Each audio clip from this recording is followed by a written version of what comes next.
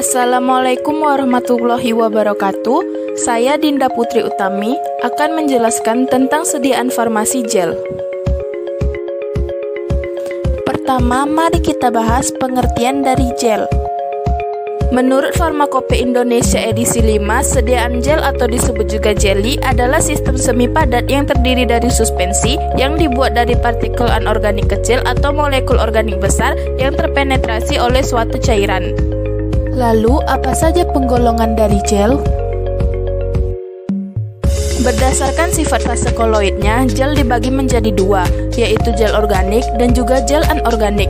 Pada gel organik, massa gel terdiri dari jaringan partikel kecil yang terpisah dalam sistem. Sebagai contohnya yaitu gel aluminium hidroksida dan juga magma bentonit. Sedangkan pada gel anorganik, gel tersebut terbuat dari makromolekul sintetik seperti karbomer ataupun gom logam. Contohnya seperti tragakan dan juga karbopol.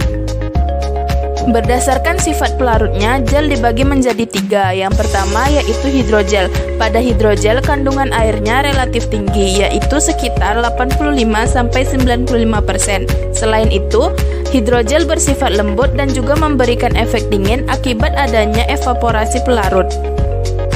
Yang kedua yaitu organogel, di mana sediaan ini memiliki basis yang mengandung parafin liquid dengan polietilen atau minyak lemak membentuk gel dan silika koloidal atau aluminium atau sabung zinc. Contohnya yaitu plastibase dan juga dispersi logam stearat dalam minyak.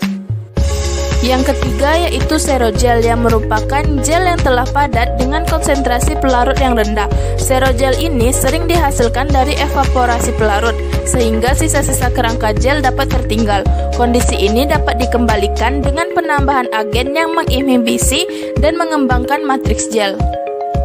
Penggolongan yang terakhir yaitu berdasarkan fase terdispersi, dibagi menjadi dua, yaitu gel fase tunggal dan gel dua fase.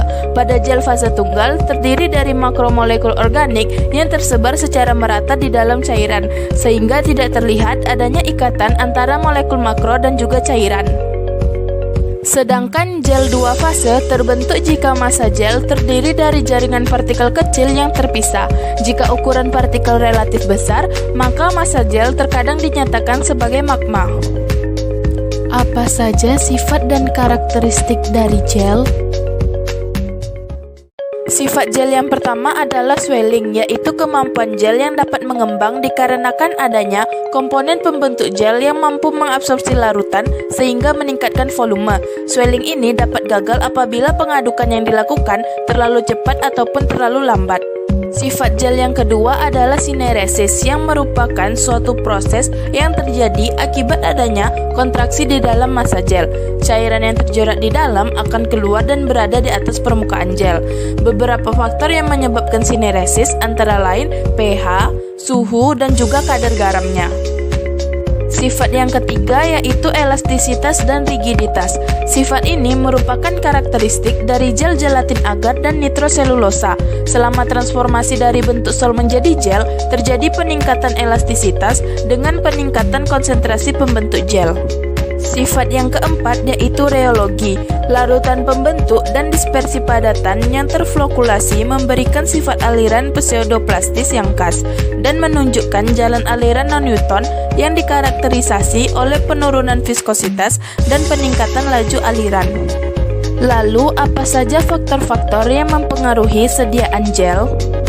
Faktor yang mempengaruhi sediaan gel yang pertama adalah suhu. Gel ini dapat terbentuk melalui penurunan temperatur ataupun terbentuk setelah pemanasan hingga suhu tertentu. Pada beberapa hidrokoloid, suhu akan menyebabkan penurunan kekentalan. Karena itu, kenaikan suhu akan mengubah sifat aliran yang awalnya non-Newton menjadi Newton. Faktor yang kedua yaitu elektrolit. Konsentrasi elektrolit yang tinggi akan berpengaruh pada gel hidrofilik, di mana ion berkompetisi secara efektif dengan koloid terhadap pelarut yang ada dan koloid digaramkan. Gel yang tidak terlalu hidrofilik dengan konsentrasi elektrolit kecil akan meningkatkan rigiditas gel.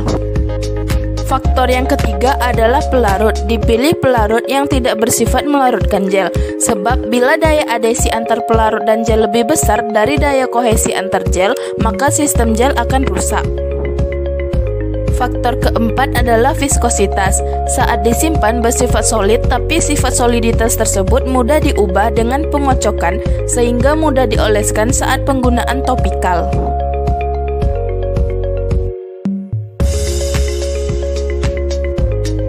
Berikut beberapa contoh sediaan farmasi dalam bentuk gel.